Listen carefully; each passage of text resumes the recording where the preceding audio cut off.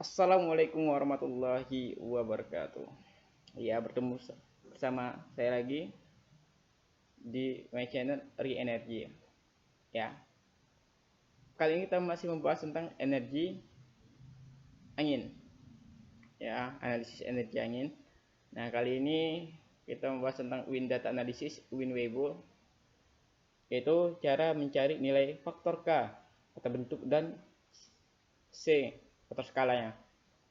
Di sini sebenarnya materi ini cukup susah ya. Jadi teman-teman harus sedikit pendalaman karena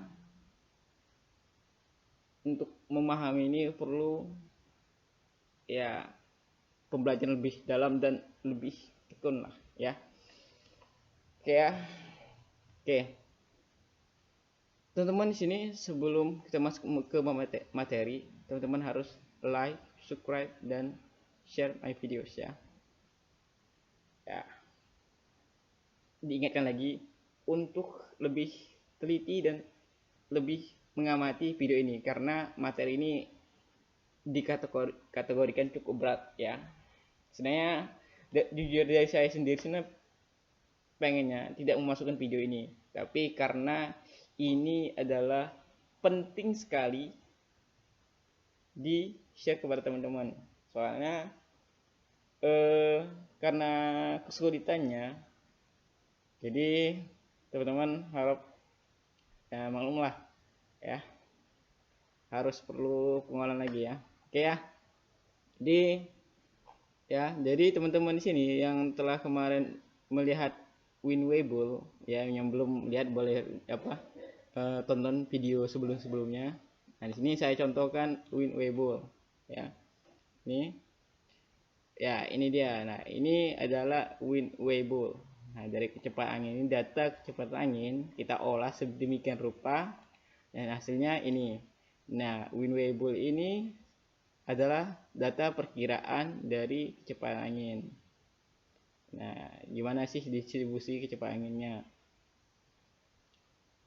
Nah, dari sini kita bisa menentukan bagaimana dayanya nanti kita peroleh itu ya.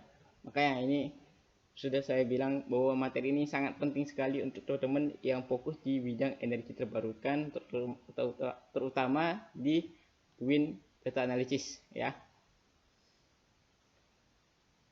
Oke ya, kita langsung ke materi. Ya, kita perbesar biar jelas.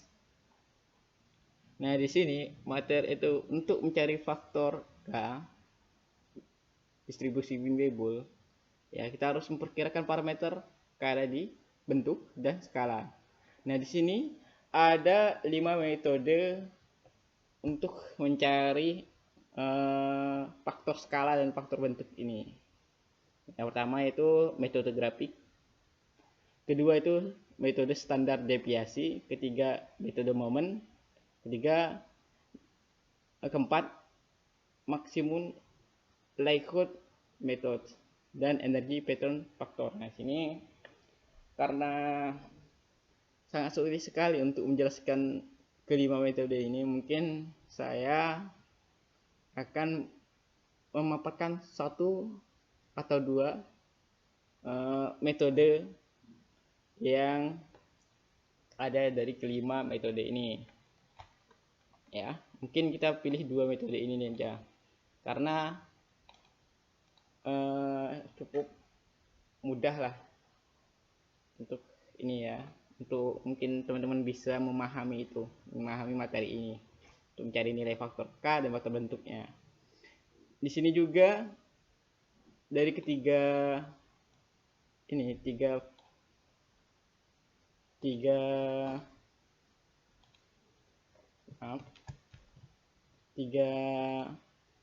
tempat, metode 3 dan 4 ini itu perlu program-program tambahan. Nah, jadi karena keterbatasan informasi dan yang lainnya, maka saya memilih metode 2 ini ya.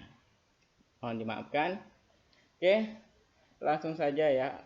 Kita sedikit penjelasan mengenai faktor bentuk dan atau K dan faktor C atau skala ya. Apa sih pengaruhnya di Wien-Weibull tadi yang saya berikan contoh ini, Wien-Weibull ini, contoh distribusi Wien-Weibull ini.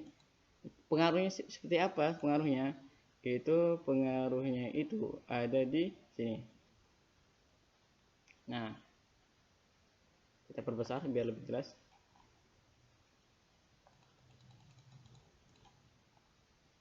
Oke.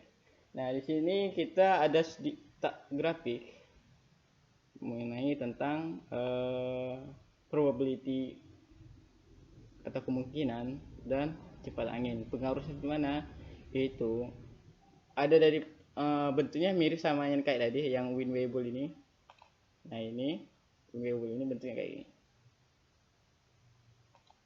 Nih, pengaruhnya itu jadi kalau kita misalnya faktor K ada faktor C nya kita misalnya ya nggak dapat, jadi kita susah untuk mencari grafiknya ini, karena grafiknya itu sangat berpengaruh dari nilai faktor K dan faktor C.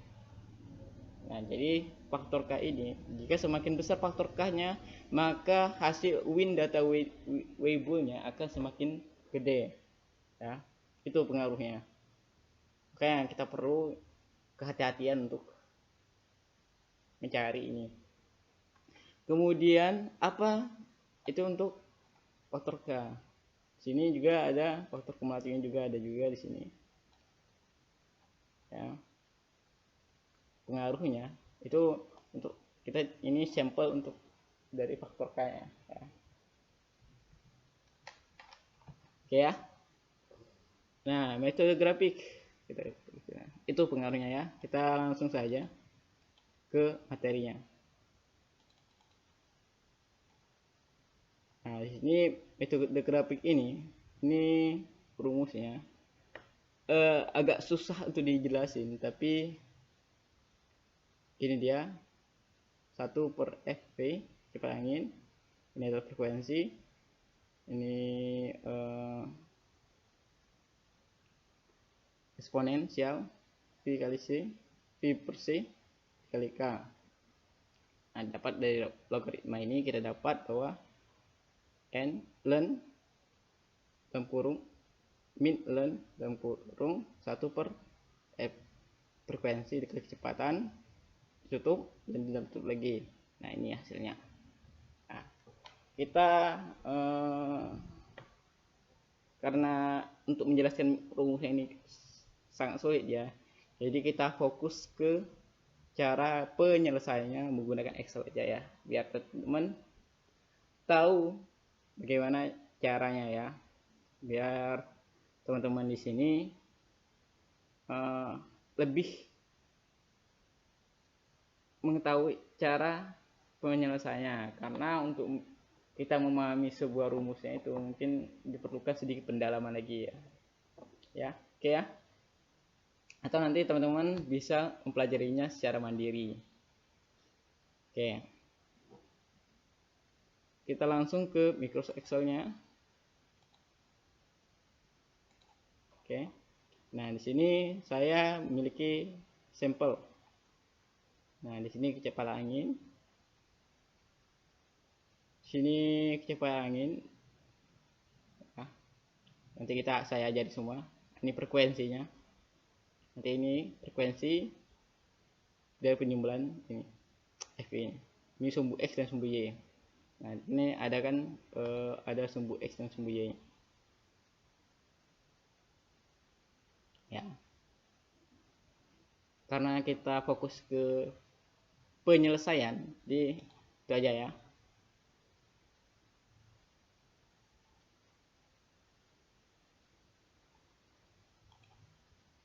Oke ya. Oke, caranya di sini teman-teman kita hapus saja di sini biar teman-teman tahu juga caranya gimana bisa dapat kayak gini.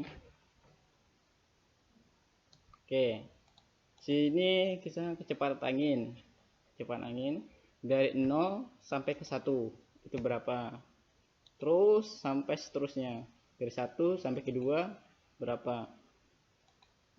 Nah, itu ya, ini anggaplah pembatas. Jadi misalnya kecepatan angin dari 0 sampai 1 itu frekuensinya berapa kali itu ya maksudnya ya. Oke, kita langsung saja biar lebih menyingkat video kita kali ini. Oke, ini contohnya. Jadi ini adalah range dari kecepatan angin dari 0 sampai ke 1, 1 sampai ke 2 itu adalah range-nya. Ya. Ini adalah frekuensi yang terjadi pada suatu waktu tertentu. Ya. Kemudian Fp ini adalah frekuensi dari kecepatan angin. Nah, caranya Fp ini beda ya dengan frekuensi ini. Caranya ya. Jadi kita tambahkan frekuensi yang pertama ditambah frekuensi kedua sampai seterusnya. Oke ya, caranya ini sama. Oke. Ini ditambah frekuensi ini. Jadi ini yang didapat. Coba kita ya. Nah, ini dia hasilnya. Jadi kita tulis. Jadi untuk ini, untuk dua ke bawah, kolom kedua dan seterusnya, itu kolom 1 mana ya? Nah, kolom 1 yang ini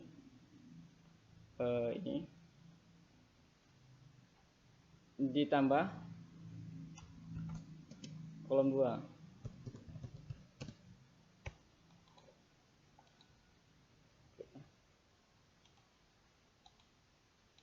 Ini ya. Jadi lebih jelas ya.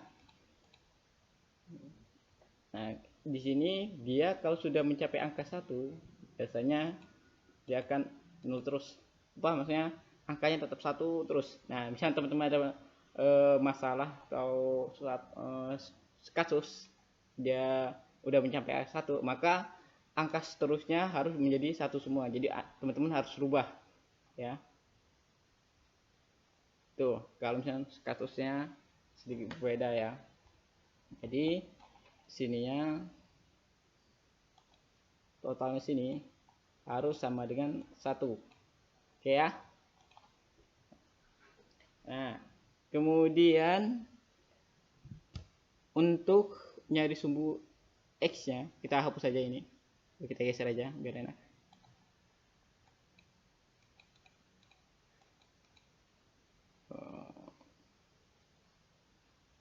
Kita hapus saja. Ya, biar lebih bersih. Oke ya. Teman-teman udah ngerti kan untuk mencari F-nya ya. Nah, sekarang itu kita mencari nilai sumbu X-nya. Ya, sini sedikit berhati-hati ya, karena sedikit susah. Nah, di sini caranya itu teman-teman sama dengan rumus sumbunya ln dari kecepatan angin range-nya ya, range kecepatan angin terbesarnya di sini. Maaf, ln nomor ini.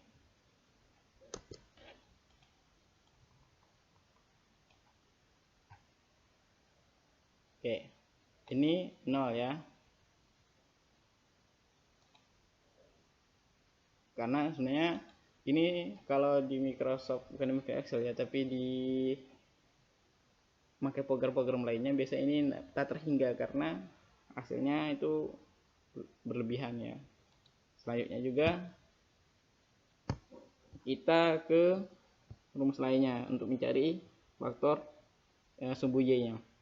Caranya itu kita lihat di sini bahwa y itu ini kan, nah untuk x tadi kita ln dari vi itu untuk sumbu X-nya, dan untuk sumbu Y-nya itu ln min ln 1 dikurang frekuensinya tadi ya.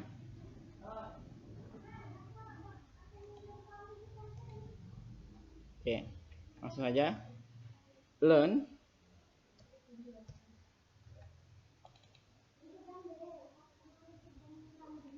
min ln dilenkan lagi, kayak sedikit lebih susah ya untuk yang ini, yaitu 1 dikurang frekuensinya ini. Nah, hasilnya dapat ini.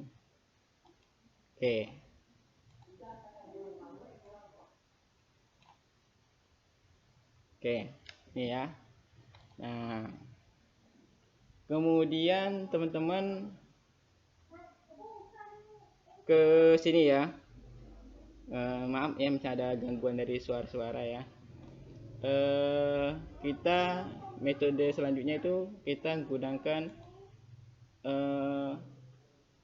tools ya. Caranya misal ada di sini, di formula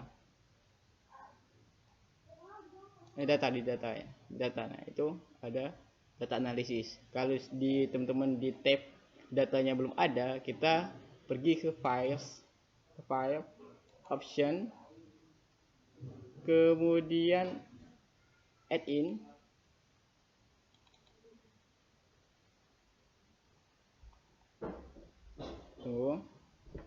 nah, kemudian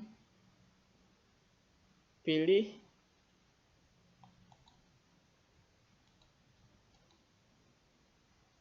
analysis toolpacks, terus go. Nah, di sini teman-teman boleh langsung aja analisis toolpack, ataupun dan juga ini teman-teman boleh langsung centang semua nggak apa-apa, pilih salah dua nggak apa-apa. Nah, saja. Kemudian teman-teman di sini langsung saja kita ke mengolah data dari sumbu X dan sumbu Y.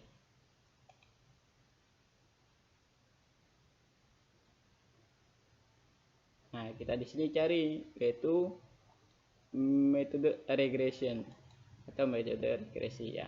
Regresi, klik OK. Nah, di sini kita mencari yaitu input range Y dan range X. Tunggu bentar ya. Ada yang lupa.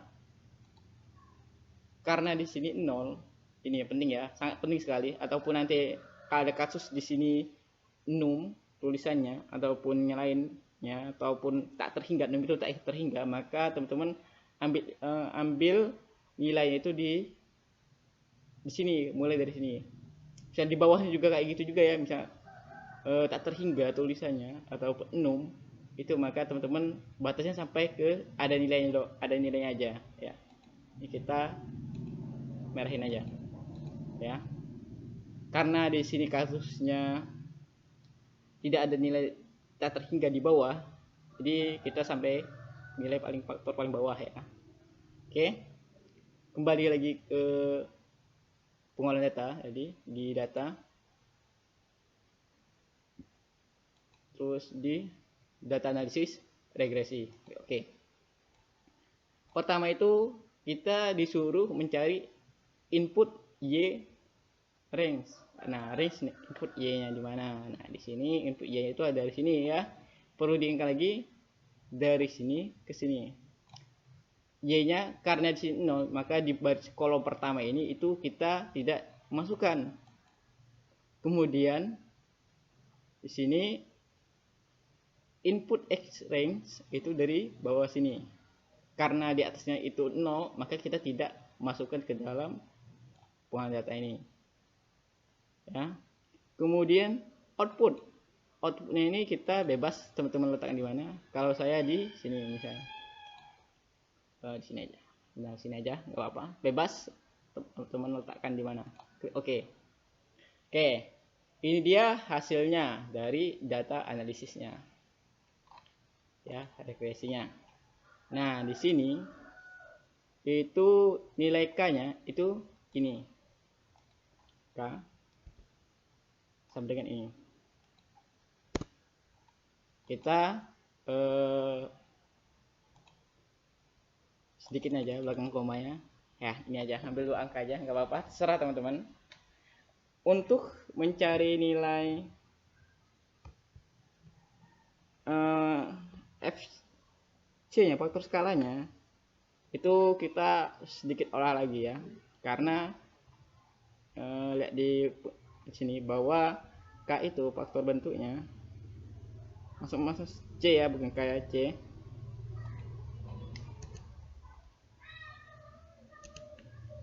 C itu didapat dari intercept dari K dan C.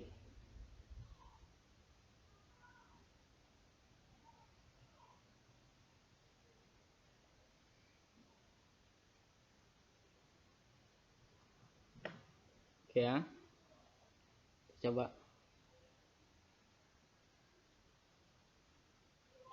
Oke ya, maaf ya, jadi ada kesalahan di Word-nya. Oke ya, kita langsung saja, yaitu caranya itu kita mengeksponenkan nilainya, itu sama dengan exp eksponensial. Nah, nomornya itu yaitu intercept. Interceptnya itu ada di sini. Intercept nilai K min K, maaf, jadi nanti kita kasih min ditambah C. Karena C nya udah dapat ini tadi, kita bagikan antara, oh ya, jangan lupa dikasih min ya, min dibagi dengan ini. Oke ya, hasilnya ini. Oke, udah ketemu. Jadi kalau kita udah selesai, nah kita dapat nih, kita rapikan sebentar ya. Nah, kita udah dapat nilai K dan nilai C-nya. Nah, teman-teman bisa membuat data Weibull ya. Data Weibull ya. Oke ya. Materi yang cukup berat. Semoga video ini bermanfaat untuk teman-teman di sini. Nanti kita akan membahas ke metode selanjutnya ya. Jadi ini ya, materi selanjutnya. Oke ya. Itu saja yang bisa saya share kepada teman-teman. Kalau misalnya ada pertanyaan karena materi ini berat ya, saya berharap nanti di kolom komentar ada pertanyaan. Ya. Berat sekali ya. Saya sendiri pun rasanya untuk memasukkan ini ke dalam video saya itu berat ya. Karena perlu pengolahan dan daya pikiran yang cukup dalam ya. Oke ya, itu saja yang bisa saya sampaikan. Oke ya, kalau bermanfaat mohon di like, share, dan subscribe ya. Oke, itu saja. Assalamualaikum warahmatullahi wabarakatuh.